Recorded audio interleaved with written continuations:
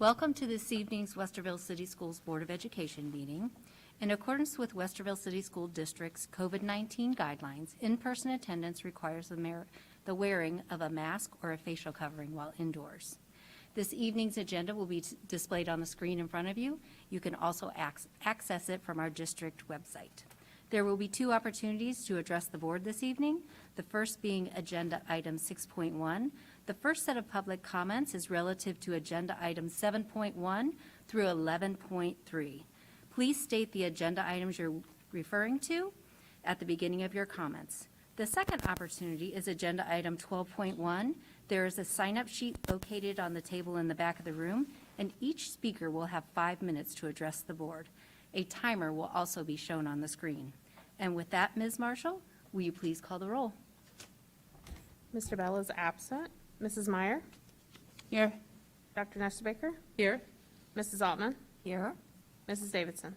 Here. Will you please join us in the Pledge of Allegiance?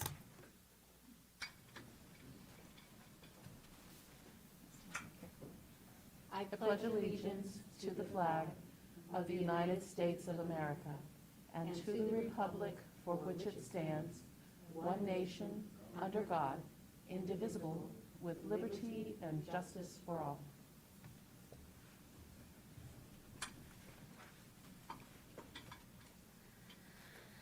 Okay, up first tonight, which is the best part of the agenda, is district highlights and recognition.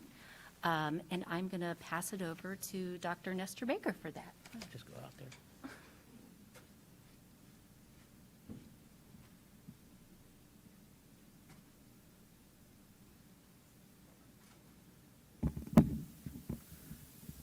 Let's put this down here for shorter people like me. Maybe not. I am delighted to be able to participate in the recognition of two remarkable people this evening. One is the winner of this year's Alston Award. The other is the winner of this year's Faust Award. Let's start with Faust. The winner of this year's Faust Award is Maya Chafin. Maya is a thoroughly remarkable young woman who has done a remarkable amount for all of the students at Westerville North, for this district as a whole, and for our community as well. In the nomination for Maya, her nominator commented on how she's driven to excel academically, but she's also driven to make the world better. With her participation in so many different groups, her clear focus on creating a better, stronger, more equitable world, Maya certainly exemplifies the Faust Award criterion. So I would like to read the certificate of commendation for Maya and ask her to come forward and ask you all to come forward as well. This certificate of commendation from the board and superintendent to Maya Chafin, 12th grade student, Westerville North High School, the winner of the Faust Award, which was presented on January 17th at the 2022 Westerville Martin Luther King Jr. Celebration Breakfast. Recognized for being a student that William Faust would be proud of because of her work toward gaining justice for all. We congratulate you for this outstanding accomplishment. Thank you for bringing honor and distinction to our district, and wish you success in all future endeavors. And that's dated January 24th and has all of our names. Maya, would you step right over there so that we can all say thank you? I get to shake your hand here, though. That's it.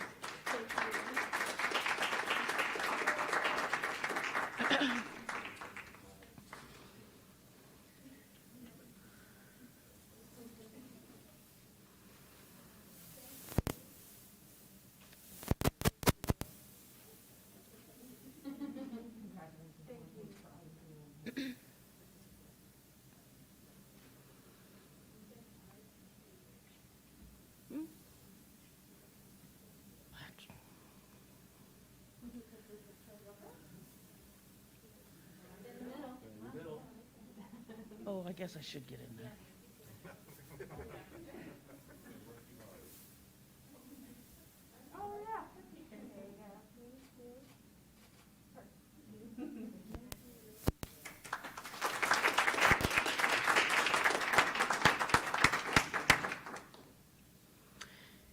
And our second recognition this evening is for James Pryzock. And James is the Director of the Office of Social Justice and Activism, the Student Affairs Division at Otterbein University. James is also remarkable, and the work he has done impacts not only the Otterbein students and the Otterbein community, but all of our community, and has tentacles to national movements as well. James has reformed what was once the Office of Diversity, realizing, as he has said, that diversity is something we have. Justice is something we do. It's a goal. It's what we work toward. Because of James's work, because of all that he has done, he received this year's Alston Award. He was recognized for his activism, his love for teaching, and his leadership on campus. And his certificate of commendation from the board and superintendent say this: James Pryzock, Otterbein University, Director of the Office of Social Justice and Activism, Student Affairs Division, winner of the Alston Award, which was presented on January 17th at the 2022 Westerville Martin Luther King Jr. Celebration Breakfast, recognized for activism, for the love of teaching, and for leadership on campus. We congratulate you for this outstanding accomplishment. We thank you for bringing honor and distinction to our district, and we wish you success in all future endeavors. Thank you for all you have done and all that you are. James.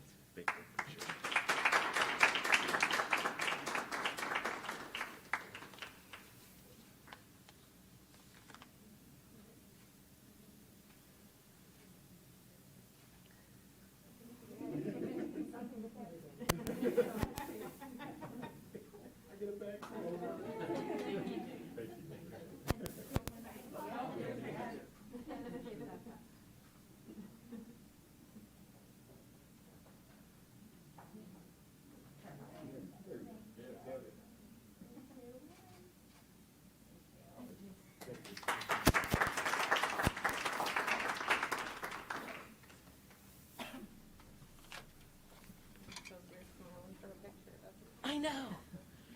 I felt silly. You know when you smile with a mask on, it makes your eyes look wrinkled. We're out of practice doing this. Okay, 4.1, may I have a motion to approve the minutes of the organizational regular meeting held on Monday, January 10th? Oh, you want to hear me? Sorry. Okay. 4.1, may I have a motion to approve the minutes of the organizational meeting, regular meeting held on Monday, January 10th, 2022, as presented? So moved. Second? Any questions or comments? Hearing none, Ms. Marshall? Mrs. Meyer, Yes. Mrs. Altman, Yes. Dr. Nestor, Yes. Mrs. Davidson. Yes. 5.1, an update on all-day kindergarten and magnet enrollment timeline. Barb Wallace is with us this evening. Welcome.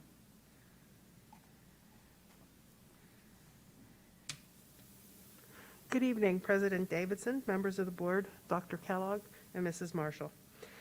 At this time of the year, in the elementary world, we hear the words registration and lottery quite frequently. I'd like to take a few minutes tonight to talk about those processes in our all-day K kindergarten and MadNet program. Kindergarten 2022-23. The Westerville City School District is expanding all-day kindergarten for the 2022-23 academic year. We will have up to 14 additional all-day K classrooms next fall, providing up to 350 additional all-day kindergarten seats. As a result, any student offered a seat in the program via the lottery will be able to remain at their home school of attendance to participate. Half-day kindergarten and all-day kindergarten classes will continue to be offered at every traditional elementary school in the district.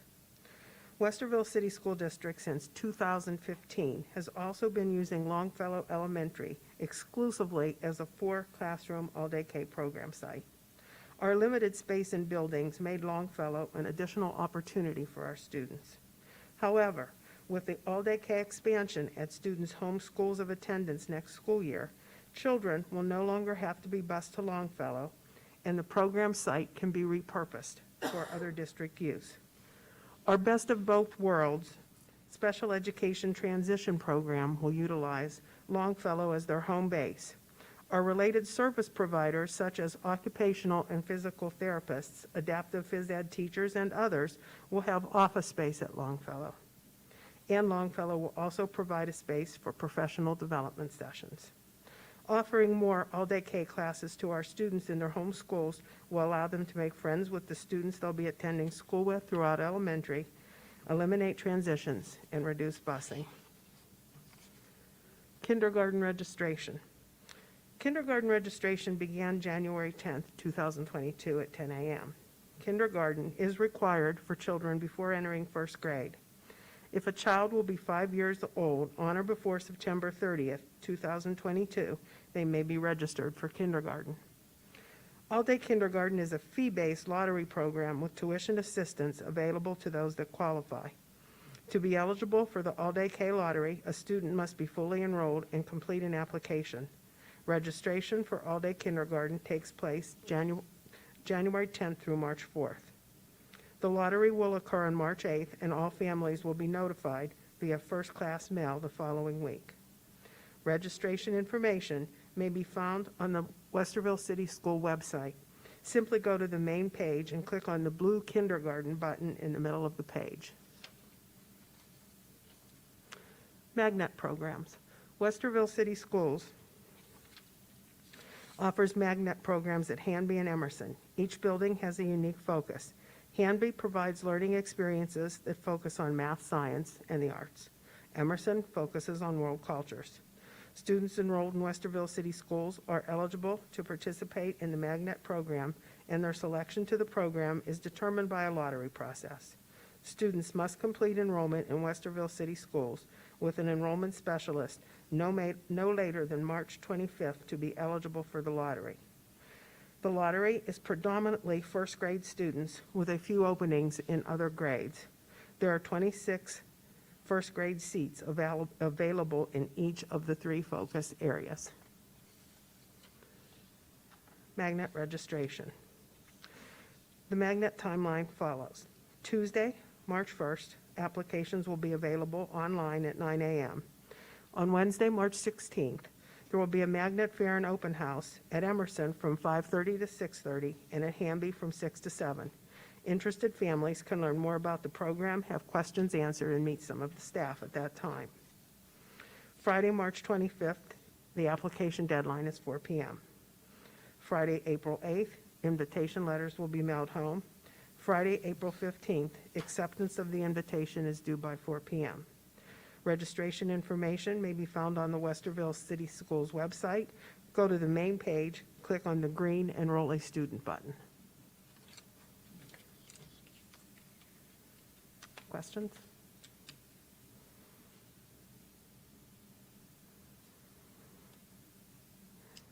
Questions?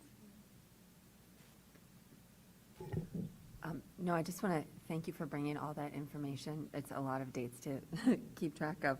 And just to reiterate for folks, March 4th is the registration deadline for all-day kindergarten, right? And then that lottery will be March 8th. So, Yes. Okay, that's the soonest of these deadlines, so just wanted to stress that. Thank you so much. You're welcome. Barbara, I'm just going to ask you to talk about the dual-purpose building that Emerson is and the 2 programs, how they're housed there together a little bit. Oh, Emerson also houses our gifted contained program, grades 3, 4, and 5. So while we have a strand of our magnet going up K-5, we have the additional gifted program in the same building. And they do things together as they do world cultures, and the programs work together, but they are 2 distinctly different programs. Correct. Okay. All right. Thank you so much. Okay, up next, 5.2, Ann Baldwin is going to join us for an update on secondary scheduling. Welcome, Ann.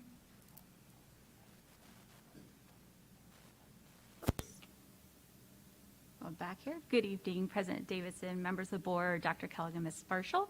I'm excited to share with you an update on secondary scheduling. It's an exciting process that begins here right after winter break and goes through the spring.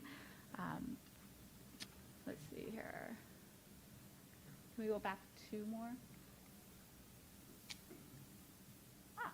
Here we go. And during the scheduling process, our students submit course requests for the next school year, and those requests are what we use to build our master schedules at each of our secondary buildings. So it is very important that we capture accurate student requests this winter. As students and families review their options, we encourage them to reflect on their interests, strengths, career goals, and begin with the end in mind, and build their high school schedule to give them experiences that help them explore those interests to determine what their post-secondary path is after high school. And in Westerville, our students have lots of different exciting options to choose from. And sometimes it may be overwhelming and difficult to decide what to choose, but our students can't go wrong if they're keeping that forward thinking in mind. Our students also in high school are paying attention to our graduation requirements as they develop their schedules. And starting with the class of 2023, we do have new graduation requirements that students are required to have in order to earn their diploma, including earning 20 credits. So they're covering the basics. This hasn't changed at all for our students. They still earn 20 credits. They need to have financial literacy instruction at some point in their high school career. And beginning with our incoming freshmen, you'll see that change to not earning just instruction, but earning a half credit in financial literacy. So that'll be coming to the board in the fall of that process for our incoming freshmen. And then our students need to have 2 semesters of fine arts between 7th and 12th grade. And we encourage our students to earn a credit of fine arts while they're in high school. Our students also need to demonstrate competency on the Algebra 1 and English 2 Ohio State test. That current cut score by the state is a 684, which is lower than a proficient score. And for students who don't meet this score, there are other options for them to demonstrate that competency benchmark. And then the last part of graduation requirements for our class of 2023 and beyond are earning 2 graduation seals. There are a total of 12 seals available, and students need to earn at least 1 state and 1 local seal. Our 3 seals that are local to Westerville State Schools are there on the right: the Community Service Seal, the Student Engagement Seal, and Fine and Performing Arts. So we worked as a team in Westerville to develop those requirements for students to meet those particular seals.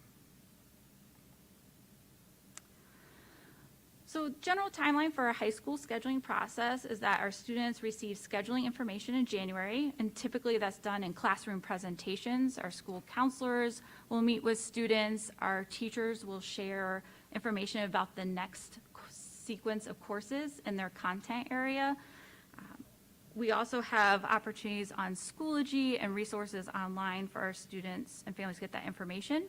We also have been hosting a high school information night in the past, and actually tonight is our high school information night for this school year. We also have those resources available online, so if our families are able to attend because maybe of the weather or working or having to be at a board meeting, that they still have those resources available and to be able to get that information. In February, we'll ask our students to submit course requests, and that is done electronically through PowerSchool. In March, there's opportunity to verify those course requests, and again, we'll be asking families to visit PowerSchool to see what course requests we have in the system, make sure that they're accurate. And then in August, our students will pick up their high school schedule. One of the resources I'm really excited about this year is our high school academic planning guide, and this has typically been a booklet that our students have gotten in the past, and this year our 8th graders will still get that physical booklet. But it is available now online via a Google site. So it's very searchable, it's easy to access, and we're able to put additional information on there. So we have a graduation requirement PDF that's interactive, and you can click on it to learn more about each seal. There's also a video on there explaining the graduation requirements as well. Another resource that I think is very helpful for our students and families when developing your course requests is a course request worksheet. So while we ask you to submit your course requests online through PowerSchool, we do have a hard copy document that helps you map that out. And again, it's important to understand that students are submitting requests. They're not necessarily building a schedule. So they're sharing what courses they want, and then we work to look at all of those course requests and build the best schedule we can to meet the needs of most students. Our middle school scheduling process follows the similar timeline. So if students are receiving information this month, they'll submit their course request electronically. Sometimes our middle school or seventh graders will submit an e-collect form, which is again in Power School. They'll verify their course request and they'll pick up their schedule in August. The difference is for our rising sixth graders that transition to middle school, that does take place a little later in the spring in March. And the big course choice for our rising sixth graders is what music course they're going to be taking in middle school. So there's opportunity to choose a course to produce music, like choir, band, orchestra, or to learn about music and world cultures of music. So that process begins in March. As far as resources for our middle school students and families around scheduling, we do have course request worksheets. Again, that hard copy worksheet to help students and families think through what options they would like to choose. And then we also have course information similar to the academic planning guide that's available in online format for our families to review, as well as a document around the difference between on-level and advanced and compacted coursework, so that families can understand the differences between those types of courses as they're making their decision. And for our rising middle school students, we do have a specific website around that middle school transition. This is a copy from last year. It will be updated here in March. But again, having all of the resources in one spot, hopefully easy to access, so that our families, as they talk with their school counselors in elementary school, meet their middle school counselors, that they have a one-stop shop for that information. And if at any time a family or a student has questions about scheduling, I really encourage them to reach out to their school counselor, and their current teachers can give them a lot of good feedback and helping them make the decision that's best for them. Our school counselors do have, on our website, we have a listing of all our school counselors and their direct lines and emails. I do ask for a little bit of grace during the scheduling season because there are many emails and phone calls to return, and so I know our team is working very hard to have timely responses. It may take more than just one day to get those responses to you, but they are working hard to get you that information. Again, I ask your current teachers for recommendations. They knew the students' strengths and opportunities, and they have an understanding of the next series of courses and can give you some good feedback to help you make your decision. And then at any time, you can find scheduling resources in Schoology and on our district's webpage. And with that, I'm happy to answer any questions you may have.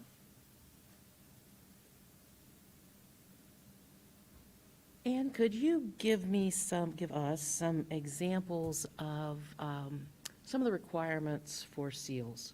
So pick one or two and maybe fill us in a little bit on what people would be thinking about having to accomplish to get those seals. Sure. There's lots of different options with seals, which is exciting, but again, lots of different information and choices. But for instance, our science seal, if a student earns a proficient or higher on the biology state test, they would earn the science seal.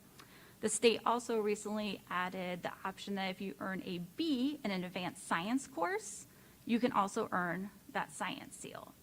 You can also earn that seal if you get a qualifying score on the AP or IB science test. So lots of different options for that one. Same with citizenship. Seal is American history and American government. There is a college ready seal. So if you score college ready on the ACT or SAT, then you would earn that seal. Our community service seal, one of our local seals, if you complete a community service project 60 hours or more during your high school career, you would earn that seal. Thank you. I think that's very helpful as people look at those seals and wonder what they'd have to do to get them. So I appreciate that. And by the way, before the meeting, Ann told me she could talk all night about scheduling. So if you want to just really let her have it, I know she wants to stay here for a long time.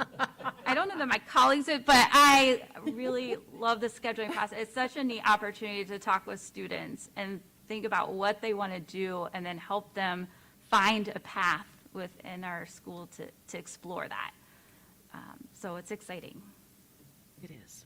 It sounds like she needs more questions, so I have one. Which, thanks again for putting all this together. It's really helpful to kind of have it in a package for folks. And of course, there are tons and tons of options, and we're not going to go down all the rabbit holes tonight, but we do have some programs that happen like outside of our walls, and I know that you know a lot about those. And some of those, I don't know, registration may already have happened, but could you just mention a little bit some of the opportunities that take students, you know, even outside of our own buildings, at career centers and so on? So we just have a quick overview. Sure. So two that I can think of right off the bat would be Career Center and College Credit Plus. So Career Center, Westerville students are very fortunate because we have option to attend two different career centers. So our CTPD is Columbus City Schools, and there's Fort Hayes and Columbus Downtown Career Centers, and then we also partner with Delaware Area Career Center. And so many different options at either one, and what's neat about those two different entities too is that they offer different programs. So you might see some fine arts programs offered at Fort Hayes that you wouldn't find at Delaware, but Delaware also has equine science that you wouldn't find at Columbus. Our students typically in the sophomore year will apply to a career center as a junior and senior program, typically 2-year program. We do a career center exploration in the fall, and typically our students will go visit the career centers. The past 2 years due to COVID, we've done a virtual visit, and so our students have gotten infographic with the information, are encouraged to explore that during one of their sophomore classes. And then there are different online opportunities and even in-person visits that you can do individually with the career centers. That application process falls in line with our scheduling process now. January 14th, I believe, was the priority deadline for those schools. Career center programs are competitive, right? And so our students will then hear back about their acceptance or wait list to that, and that will factor into their high school courses. We always do ask students to complete a full high school schedule when they're doing that, because then we can make adjustments if they need to fit in their career center program. And then for College Credit Plus, that process is going on now. Our students need to sign an intent form by, I think it's April 6th. We adjust the date a little bit because of spring break. They'll file an intent form saying they would like to take, or they're considering taking College Credit Plus courses next year. And then if you sign up for one of the courses we offer in our buildings, the process is really easy. It gets scheduled alongside your high school courses. If you choose to take a course on the college campus, which is a really neat option too if you're looking for something we don't offer, that you will still schedule a full high school schedule. You'll request those courses through the college, and then we'll work with you in the fall once we open up again to mesh those schedules. That's probably the most difficult time because you're not sure what your high school schedule looks like and you're trying to plan your college schedule. But our team is really good about looking at those options and trying to make it work. Sometimes people do have to make decisions about which option they're going to run, but we do work really hard to fit those together. Great, thank you for running through those really quick. And if people want more information about those, I'm sure it's on the website, unless you have better directions to give them. It is. If you look on each high school's guidance webpage, they will have direct links to that information for you. And then for our students and families that are looking at Schoology, that is also a really great resource for our high schools. And then if all else fails, reach out to your school counselor and they'll make sure you get that information.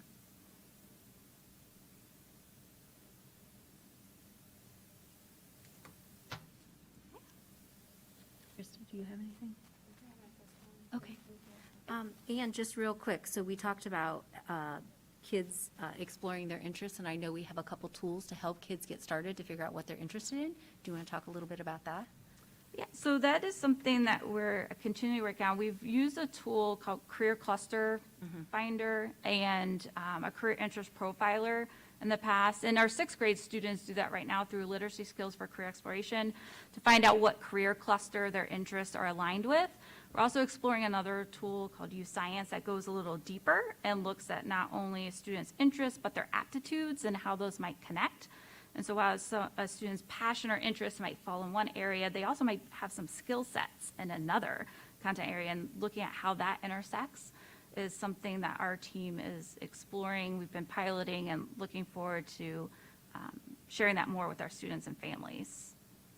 I think you'll see that process continue to grow too as we develop our graduation plans. Great, thank you so much. Oh, yeah. Just as a follow-up, does that information go home to the parents too, when the students are doing that work? So that, I mean, because they're pretty young, you know, and just to talk through that with them? I know they do presentations. That's going to be something I need to follow up with our lit skills instructors on and how they share that information with home. But I know our students, they use that as the start of their class and then build their projects around that in that exploration. So I think that would be really helpful, just to be able to talk to your child about that, the career exploration, what their interests are, what their strengths are. So thank you. Thanks, Anne. We really appreciate all the information tonight. Thank you. Okay, moving on. 6.1, public comments. We do not have any this evening, which brings us to financials. 7.1, a motion to accept amended resolution accepting amounts and rates for tax year 2021, collection year 2022, as determined by the Budget Commission, and authorizing the necessary tax levies and certifying them to the county auditor. Ms. Marshall? Need a motion and a second. So Oh, moved. I thought I asked for a motion. Sorry, I passed it to you. A second. Thank you. President Davidson, members of the board, so this is our annual resolution. So this will allow the county auditor to set rates for tax year 2021, which is behind us now that they have the actual values for 2021 updated. So they're adjusting those rates for 2022 collection year so that they can get tax bills sent out. Questions? Can you call the roll? Dr. Nestor-Baker? Yes. Mrs. Meyer? Yes. Mrs. Altman? Yes. Mrs. Davidson? Yes. 7.2, may I have a motion to approve the financial report and investments for November and December of 2021? So moved. Second.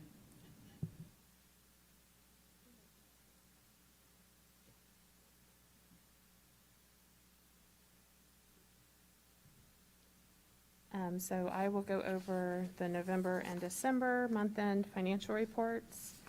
Just a reminder, we didn't have second meetings in November and December, so we have 2 months this time to go over.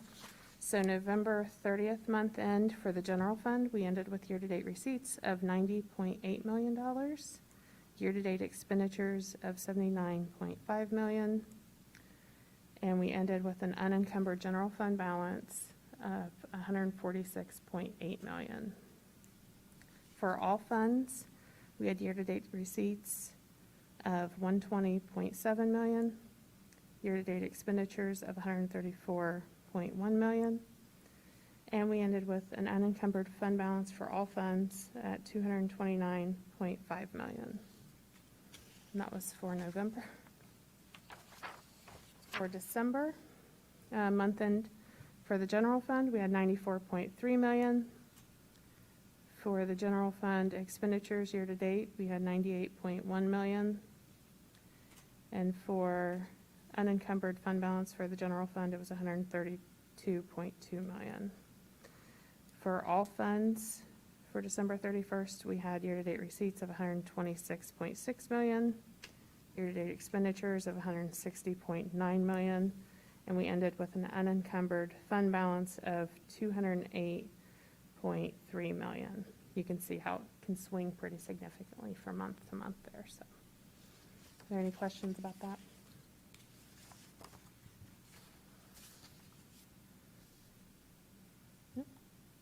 Questions? Whenever you're ready. Mrs. Altman? Yes. Dr. Nestor-Baker? Yes. Mrs. Meyer? Yes. Mrs. Davidson? Yes. Would it be okay if I took the personnel consent agenda as one? Is everyone okay with that? Okay.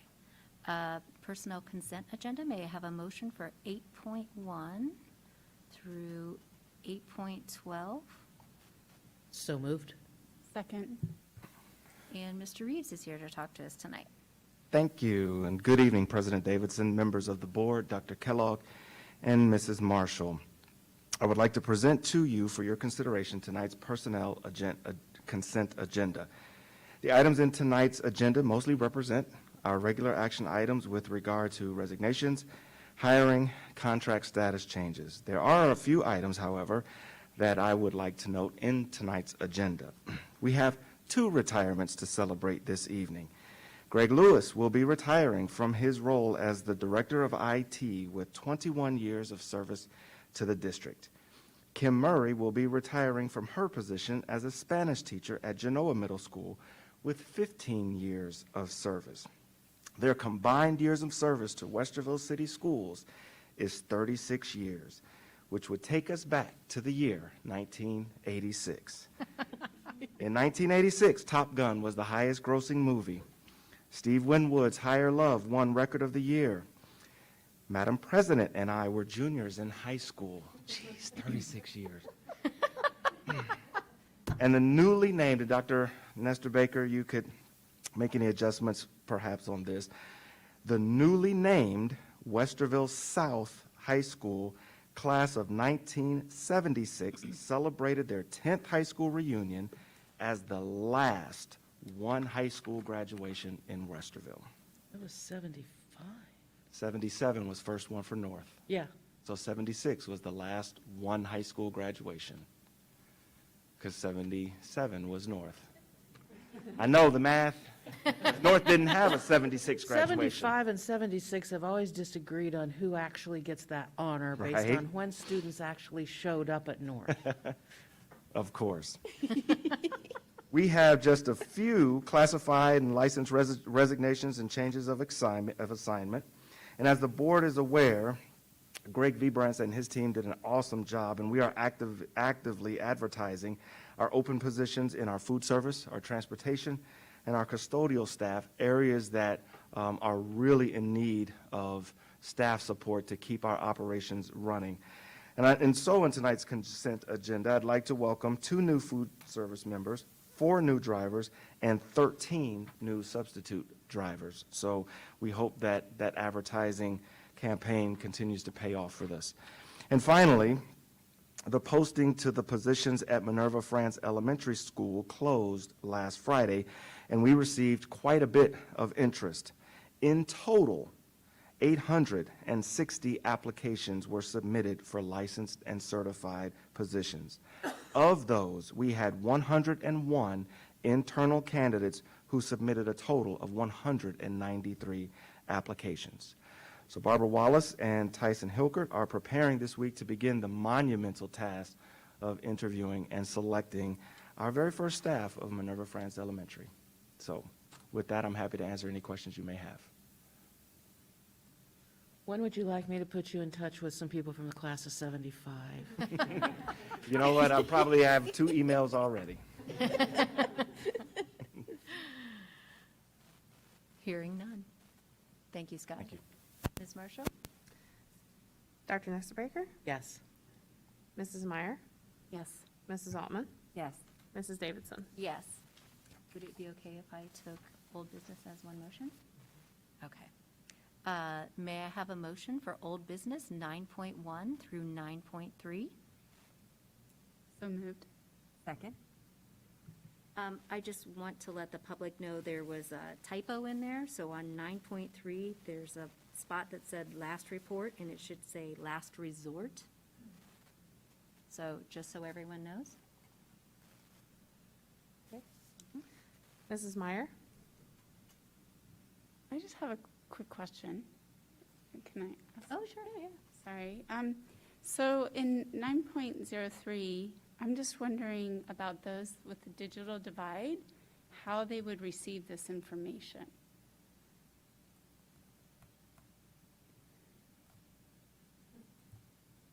Dr. Hopkins is coming. Thank you. Thanks, Paul. Thank you.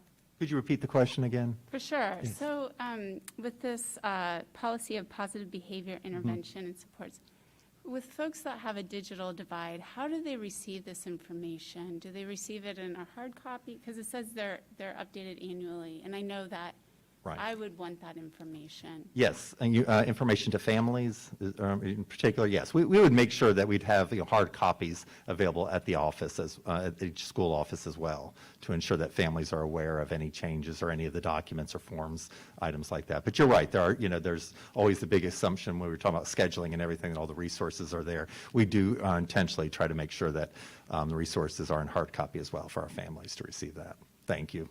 So do they get a note home that they can get this information at the, I'll have to check to see if what announcements are made, but I think you bring up a great point that, at the start of the school year and the like, that we should be able to be more mindful to ensure that families are aware of it as well, because even if we have it there, if the families aren't aware that option's at there, that would be certainly something we'll want to try to improve upon. Yes, I'll make sure to follow up on that. thank you, Paul. You bet. Maybe just even going into the student's school handbook, It- that it- it can be located. Right, this it could be particular- something as simple as that. No, yeah, I'd like to make it as such, yeah. Thank you so much. All right, thank you for bringing it up, thank you.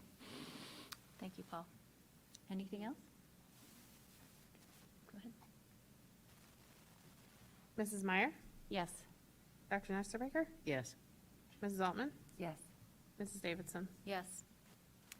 New business, 10.1, we have a first reading of policy 5611, due process rights, and Mr. McElwain is going to join us tonight. Welcome. Thank you very much. Good evening, Mrs. Davidson, Dr. Kellogg, Mrs. Marshall, and the Board of Education. Thank you for your time this evening. It is my pleasure to present to you the first reading of recommended revisions to Policy 5611, dealing with due process rights. This policy is recommended for revision due to the reassignment of job responsibilities following the 2020 and 2021 school year.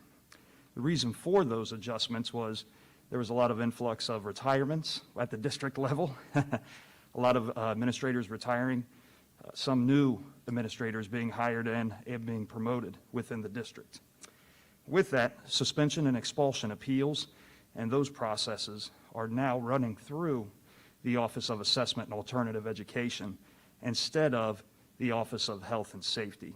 So with that, that's why we needed to update this policy and this recommendation to the board.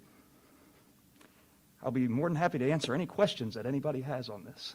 Any questions? Actually, I do have one.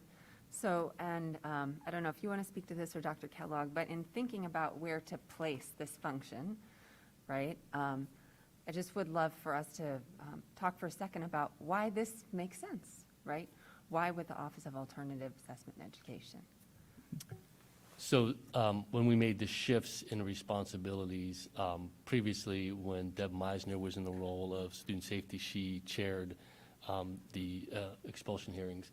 The fact of the matter is alternatives to suspension, oftentimes when we do alternatives to expulsion, those students are offered the opportunity to enroll at the Academic Enrichment Center in the EOS program there, over with Mr. McElwain. So we just felt it would be great to have his face at the front table when they're having those discussions, meeting with families and talking about that option right from the get-go and starting to build that relationship in a positive manner through that process. So we moved it over to Mr. McElwain's office. And he's done a fabulous job with that all year and meeting with those families and talking about the options that are available and working with our staff. He's also got high school experience in his blood, and so he understands the intricacies of high schools and student discipline and has relationships with our principals and assistant principals, and I think that makes for a greater transition. I know he has in particular with Mr. McElwain, he's a very positive approach to kids and trying to make them successful, and so a combination of that office and its functions and then Mr. McElwain in his positive spirit just made it a logical place to put it. Thanks for that explanation. That was my understanding of why, but I just think it makes a lot of sense to me, and I just, have seen that with your personality and how you work with kids, so I think it seems like a really great fit. These are sometimes really hard times, but to be able to talk to families about alternatives and have that be really seamless, I just appreciate that. Thank you very much. Any other questions? None. Thank you so much. Thank you. We appreciate it. Up next, recommended action, 11.1 donations. May I have a motion? So moved. Second? And I would just like to highlight the generous donations. I notice here at Westerville South, we've had a donation by an individual for $100,000. Have we ever received something like that? Not that I'm aware of, not that kind of donation. It's extremely generous and thoughtful, and I'm supportive, and I know that the staff at South is excited to have that opportunity. So, Ms. Marshall, I know it's anonymous. Can you tell us a little bit what it's used for, or? So the only information that we received about it was for it to be used with Westerville South and on students. Okay. So we are grateful for each and every one of these donations. I did just want to highlight that generous donation. Anything else? Any other comments, or? Nope. Okay, hearing none. Ms. Marshall? Dr. Nestor? Yes. Mrs. Meyer? Yes. Mrs. Altman? Yes. Mrs. Davidson? Yes. 11.2, overnight and out-of-state field trips. May I have a motion? So moved. Second? And Ms. Baldwin is back. All right, good Welcome evening, back. President Davidson, members of the board, Dr. Kellogg, Ms. Marshall. I am presenting tonight a trip for Westerville Central High School's baseball team to attend spring training baseball and games scheduled in Florida during spring break. Our students would not miss any classes to participate, and if a student is unable to afford the trip, the boosters will be supporting that student so that they do have access if they wish to attend, and then we will asking the team to follow COVID protocols as well. Any questions? Just a comment, and I really appreciate your work and the core team's work on identifying how we move forward, if we move forward, when we move forward with these kind of trips and other kinds of opportunities for our students. There's a great deal of thought that goes into it, and identifying what the risks are, how we manage those risks, what our options are for either going or stopping with any sort of experience that our students are engaged in. So I just wanted to thank you for that and all of the team members who work on that. I appreciate that core team and being able to bring those issues and talk about them so that we have practices that are keeping our students and our faculty safe. All right. Thank you. Thank you very much. Mrs. Meyer? Yes. Mrs. Altman? Yes. Dr. Nestor? Yes. Mrs. Davidson? Yes. 11.3, authorizing contract for LED lighting project. May I have a motion? So moved. Second? And Mr. Dorn is with us. Good evening, President Davidson, Vice President Altman, members of the board, Dr. Kellogg, and Ms. Marshall. The resolution is to approve an upgrade for exterior lighting district-wide to improve security lighting and to reduce utility costs. The district has received feedback from both building administration and staff and from the general community regarding the adequacy of our exterior lighting. Improvements to the district's exterior lighting was also discussed at the October District Safety Committee meeting, which was attended by several jurisdictional safety and security officers. At this meeting, the committee supported this improvement project. In addition to improving exterior lighting, the district is also able to reduce utility costs by converting fixtures to LEDs. After an engineering review, it was determined that the district should anticipate a simple payback in about 6 years. This agreement is with Energy Optimizers and is in accordance with revised code 167.081, which permits the district to participate in a contract entered into a council of governments in accordance with the requirements of that section without the need for the district to engage in competitive bidding itself. The district is a member of Meta Solutions, and members of Meta Solutions are entitled to participate in the Ohio Council of Educational Purchasing Consortia, or OCEPC. OCEPC entered into a contract with the contractor that establishes a unit price for and provides upon a per-unit basis materials, labor, services, overhead profit, and associated expenses such as LED lighting retrofit services for this project. OCEPC awarded such a contract pursuant to the publicly advertised and competitively bid procedure.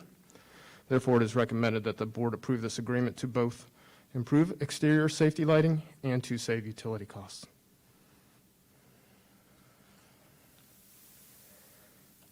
Any questions? Just a quick scheduling question. Can you just talk to us quickly about when this work will be done so people are aware? Any inconvenience or? There shouldn't be any inconvenience. They'll do the work during the day.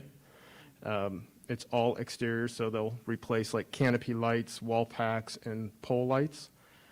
They'll be able to do that. Really, the only inconvenience will be for the contractors because they won't be able to do pole lights while we're in session because they won't be able to get to them. Right. So they'll have but they'll work outside of the normal business hours. So we shouldn't have any real inconveniences from the school district side. They believe it'll take about 4 weeks once they start. Once we get through this, we'll establish a schedule with them. So we have to first get the agreement, then we can establish schedule, but it's hopefully done very early spring. Okay, great, thanks. Anything Glad to else? see this. That's great. Okay, thank you so much, Scott.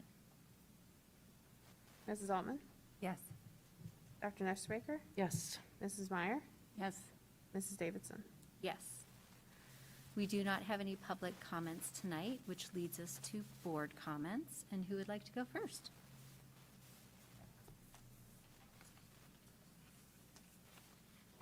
I'll go. Thanks. Go ahead. Okay. So I just wanted to bring some updates to my colleagues and to parents in the district. So on Wednesday, I attended the Business Advisory Council, and we talked all about career and college readiness and programs. And Dawn Sayre is leading this dynamic group in some exciting programs and events around the horizon. It was really inspiring to hear some of the work that's being done and what we're working towards. And this, one of the examples is a pre-apprenticeship for engineering, and they're also working on a career and college event in the spring. So I'm sure we'll be hearing more from Dawn about these programs in the future. And then I just had a few legislative updates to bring forward. The Senate is considering Senate Bill, this is down at the State House, 229. It was introduced by Senator Blessing. He's a Republican from Hamilton County. And it passed the House already with some amendments, so it's back in the Senate. But it would require the integration of economics, financial literacy, and entrepreneurship in social studies. And then there's another House Bill 126 that is still being considered in the Ohio General Assembly. And it currently is in the House, was introduced by Representative Marin. He is a Republican from Waterville. And it's co-sponsored by one of the senators representing our district.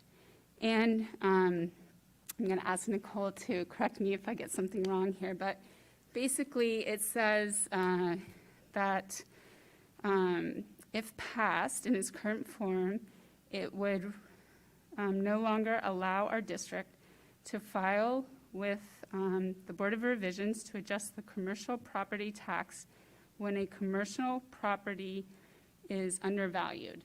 So this basically means that this is where we get some of our funding from in our district, and this bill would also, if the commercial property owner contests the property tax, so it only allows us to appeal to the Board of Revisions if a commercial property owner would to say that they contest the property tax.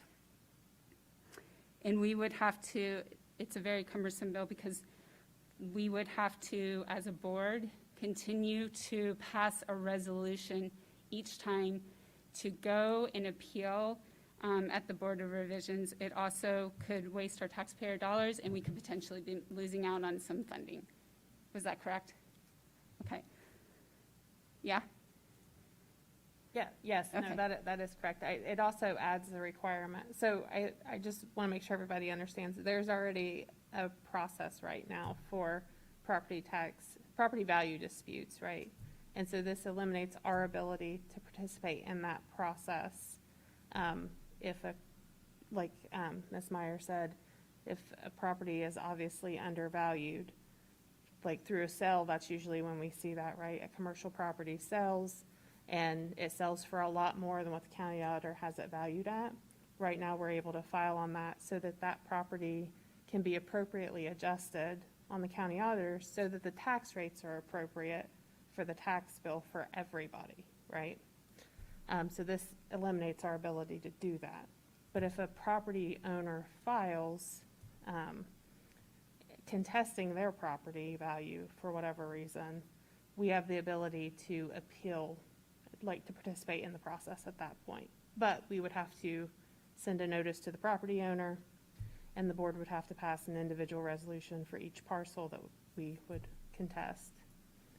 And you'd have to do a separate vote for each one. You can't take it as, so they're adding a lot of bureaucracy to an already long-established system and process that keeps taxes fair and balanced. So I So- get, yeah. Oh, I'm sorry, could I ask a clarifying Yeah. question? So if I understand correctly, we're not talking, I think there's a bunch of misinformation out there that people think that this is predominantly about residential Yeah. taxes, and it's a predominantly commercial issue. Can you mind if Nicole talks a little bit about what that means? I think it would help understand. Please. Yeah, so in Westerville, we only look at commercial property values. So those typically are the properties where the values are significantly undervalued. Because the way the county auditor assesses property values, they do it on a county-wide level. So they don't necessarily look at an individual property and assess that property unless it comes up in their purview for some reason. They wouldn't do that. So when there's a new construction or something like that, it's put on the books, and then it's just kind of applied a multiplier as they assess values at the county level. So they do that for commercial property, and they do that separately for residential property.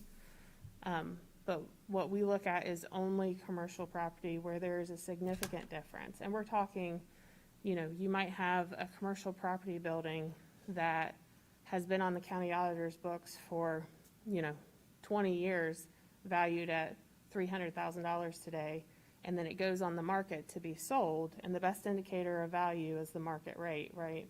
It goes on the market to be sold, and it sells for $1.3 million. So that property has been undervalued by $1 million this entire time, which means that property owner is paying a smaller portion of the property tax, and everybody else, because of the way tax rates work, the county auditor adjusts effective tax rates based on the values. So everyone else is paying a little bit more while that person is paying a lot less than what they should be paying.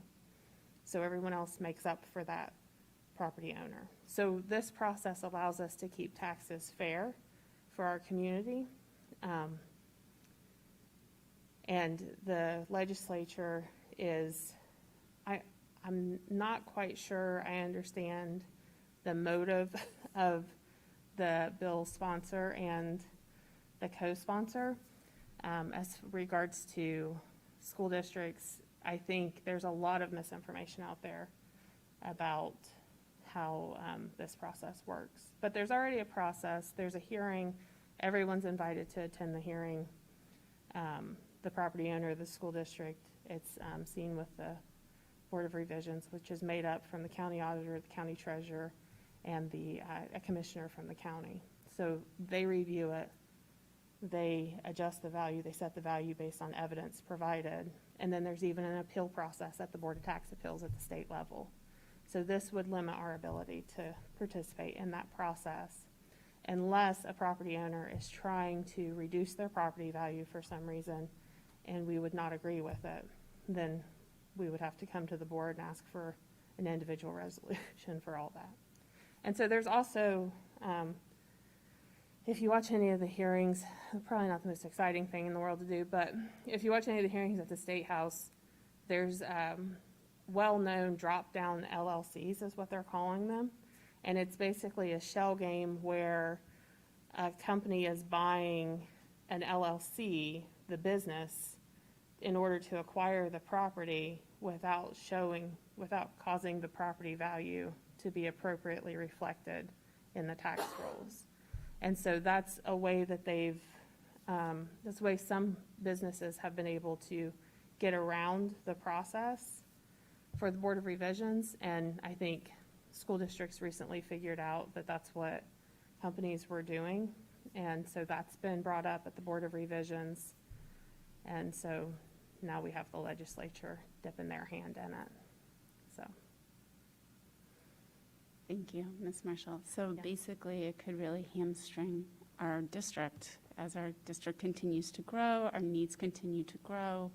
It's supposedly going to be debated this week in the House. It's unclear yet as to whether or not that's on the schedule. So if you feel so moved, I would say call your legislator. And then I just want to, one last thing. I was really thrilled to learn that the district is going to be using an app to better communicate with our English language learners. That was really exciting to see. So staff can type in English, and it will translate into a different language, in their home language. So I really appreciate the thoughtfulness that's gone into that. That's all.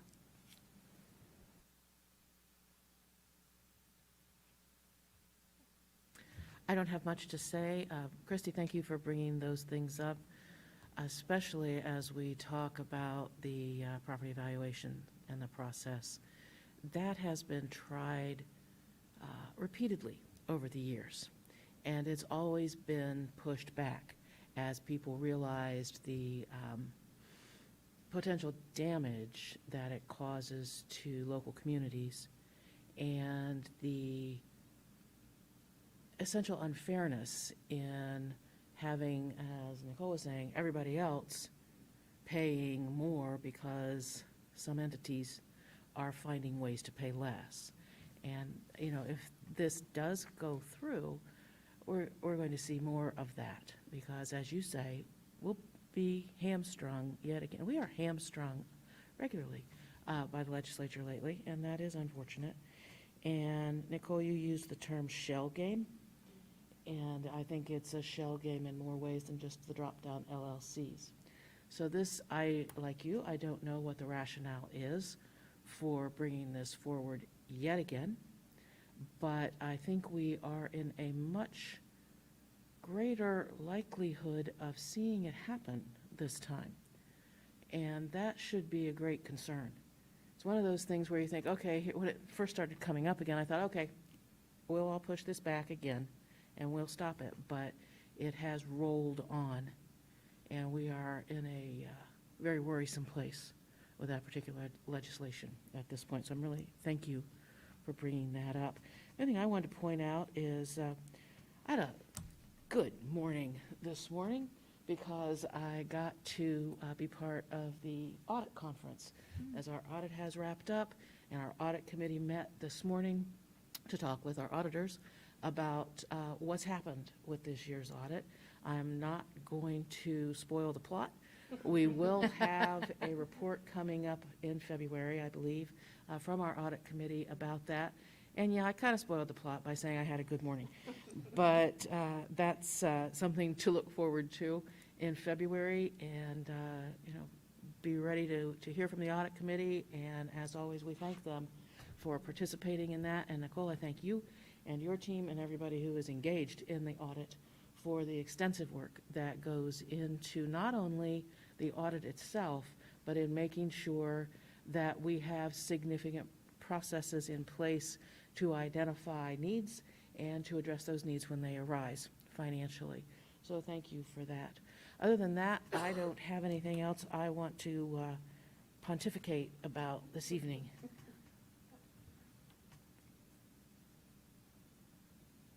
All right, well, I just have a couple of things real quick. Thanks again for bringing that to everyone's attention. It's something that we've all been pretty aware of, but I think it's really important for the community to be aware of what's going on.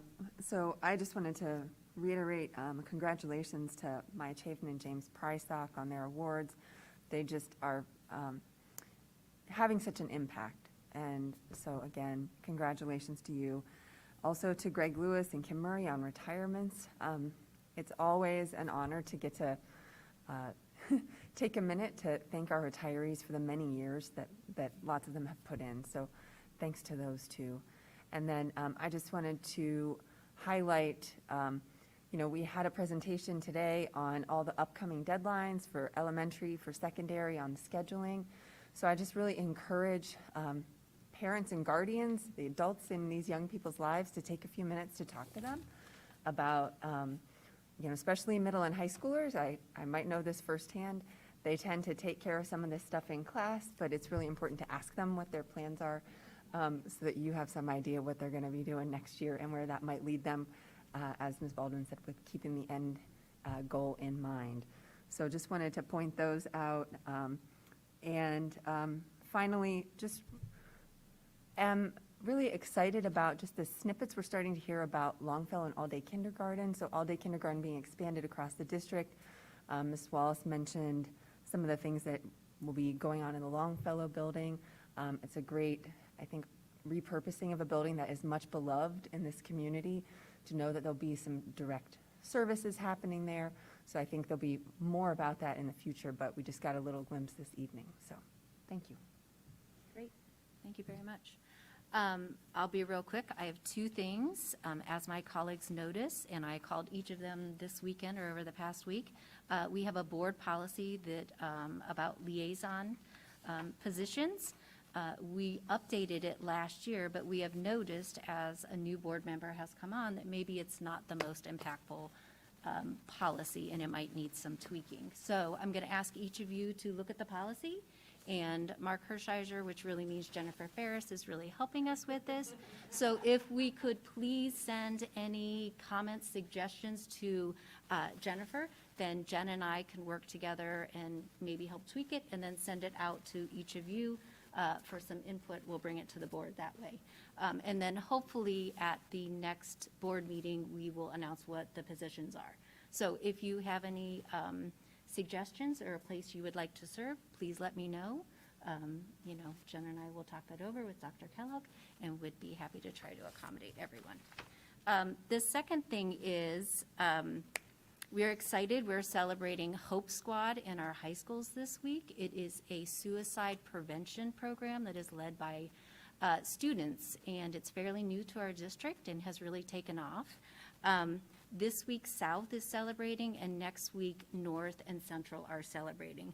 In addition to that, there is something the community can do, and I really hope, as you're listening to this, that you can go on and check a little bit more out on our website. But there is some training called QPR. It's question, persuade, and refer someone who might be suicidal. So it is a quick, right now it's online because of COVID, but training session. It is about 90 minutes. It is very impactful. There are several dates. The first one coming up is February 22nd, 6 to 7:30, and then there's one in March, April, and May. Again, I encourage everyone to participate in something like this, and I'm sure as you look around, there's so many people that we don't realize that have been touched by suicide. So if you have any questions, please feel free to even email me. I'd be happy to answer them. And Ms. Davidson, just a reminder, our next board meeting will have a presentation from Hope Squad. Oh, yes. So if people want to Yes. tune in 2 weeks from now, February Yeah. 14th. Yeah, so you can learn more about it and all the stars that are in there. That's great. Thank you. Anything from either of you in addition to that? John or Nicole? Nope. Okay. So that is it.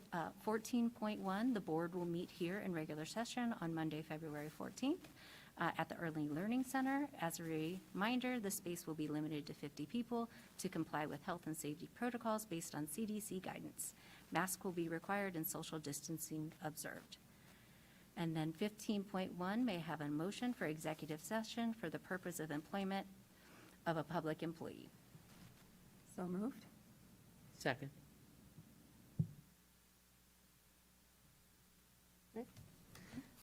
Mrs. Altman? Yes.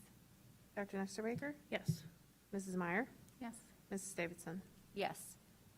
So we're going to head off to executive session, and then we will come back here to adjourn.